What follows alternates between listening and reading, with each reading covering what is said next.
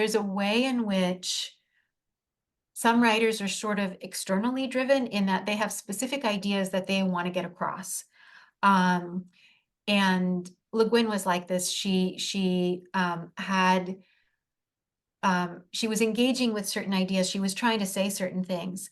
And I actually don't get that sense from Tanith Lee. I get the sense that she's more like a poet in that there were stories that were sort of in there.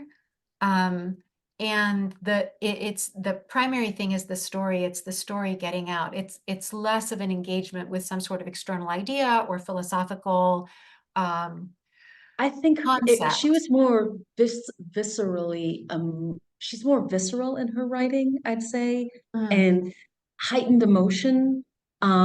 yeah. It all comes out in a way that I think ties to what you're saying, honestly, which is that it's coming from a different place. It's coming from sort of a non-analytical, maybe even to a certain extent subconscious, where you're not really sure what you're doing.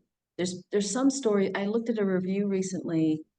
I found there's someone who's reviewing older works on YouTube, and he was reviewing the Electric Forest, which I like, and I was curious what he would say. And he was said, and then it got a little confusing toward the end and kind of, I wasn't sure. It seemed kind of surreal. And I'm like, yeah, I bet that's just how she felt about what it should do. Like it Yeah. wasn't about blocking the story as much as giving you this certain experience as you move through it.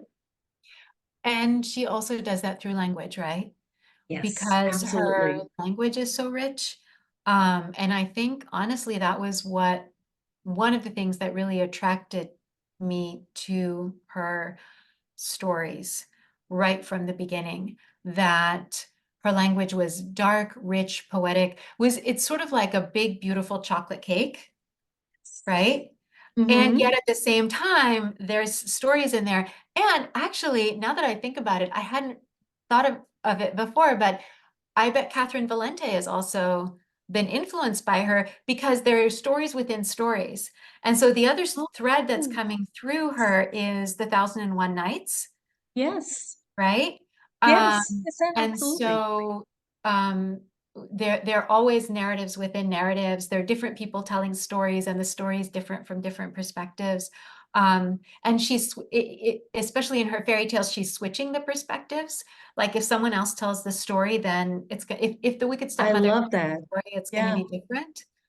Um, yeah, and I see that in Catherine Valente too, that sort of emphasis on style, the dark romanticism, especially in some of her earlier things. The thing it does is it allows you to rewrite the narrative, and her fairy tales are explicitly feminist.